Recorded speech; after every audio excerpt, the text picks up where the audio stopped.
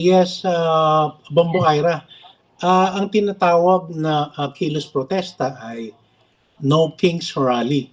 Alam mo, merong 2,500 kilos protesta sa iba't ibang estado dito sa Amerika.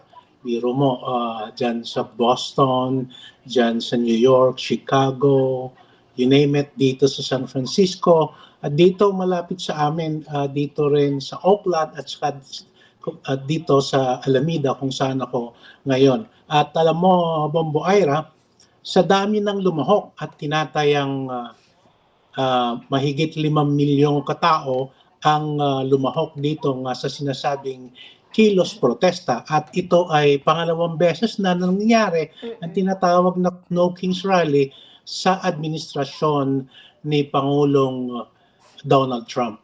Bombo Ira. Okay po. Siguro, Sir Isidro, makwento naman po natin yung sitwasyon sa mga oras po na ito dyan po sa inyong nasasakupan. Yes, alam mo, itong kilos protesta ay nag-start kaninang mga alas 10.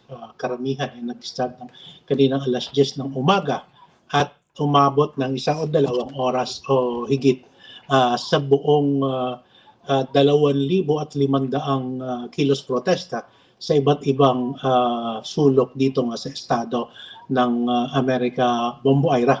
At ito naman ay nakikita na peaceful ang tinatawag na rally, pero meron din mga iba't ibang lugar na merong konting kaguluhan at yun nga na kinakailangan na damputin sa mga lugar na ito dahil may konting kaguluhan, Bombo Ira. Okay po. Sir Isidro, ano po yung layunin na ito pong No King protest po natin na isinasagawa po? Come again, Ira? Sir Isidro, ano po yung layunin? Bakit po natin isinasagawa? At napakadami talaga nung mga nakaisa, at pangalawang beses na rin po natin isinasagawa itong kilos protesta po. Ang mithiin ng mga lumahok sa protesta na ito ay nakikita na meron kasi yung mga tinatawag na GOP priorities o yung mga Trump administration agenda. At saka alam mo kasi meron tinatawag na legislative goals yung mga Republican-controlled congressman.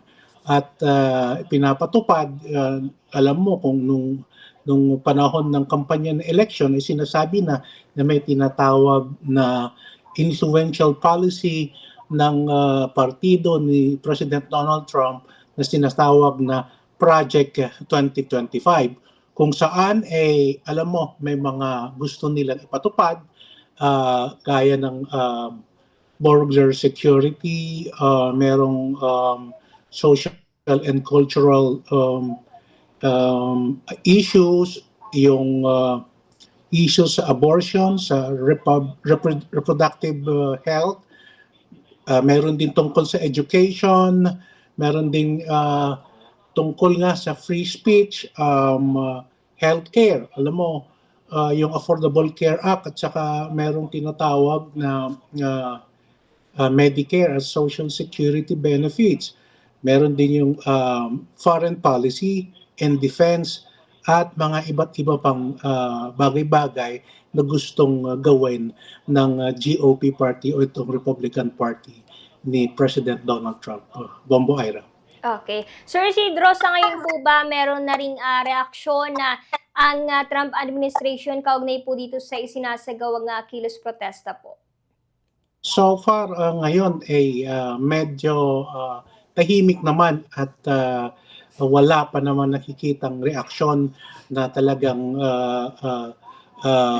kinukutsa o kinukondena ang nangyaring No Kings protest na ito, Bombo Ira.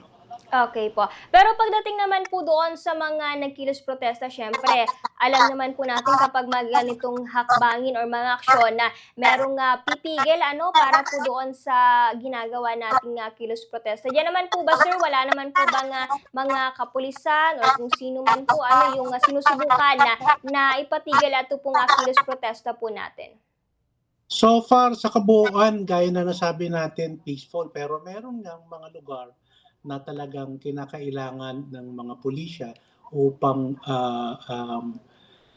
pigilan o merong konting problema tungkol doon sa mga relihista na medyo hindi kanais-nais din at kailangan gumamit ng tear gas. Dito sa part ng Portland, dito sa part ng Denver, kung di ako nagkakamali, Bombo Ira, dahil nga merong konting kaguluhan at dito sa kilos protesta na ito.